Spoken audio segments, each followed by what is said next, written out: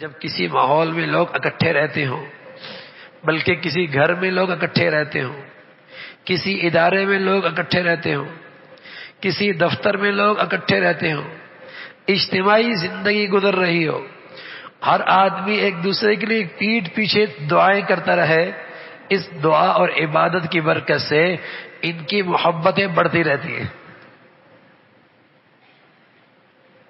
تجربہ بھی ہے، بڑوں سے سنا بھی ہے، بڑوں سے سنا بھی ہے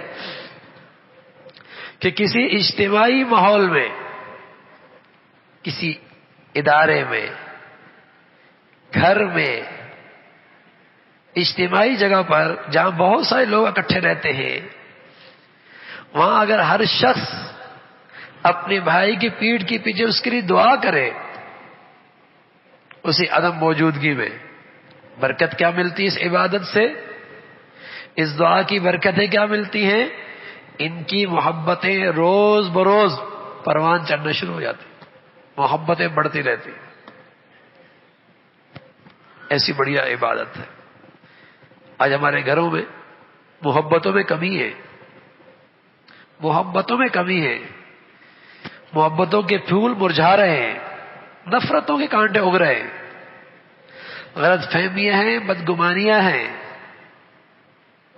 دل ٹوٹ پھوٹ کا شکار ہے۔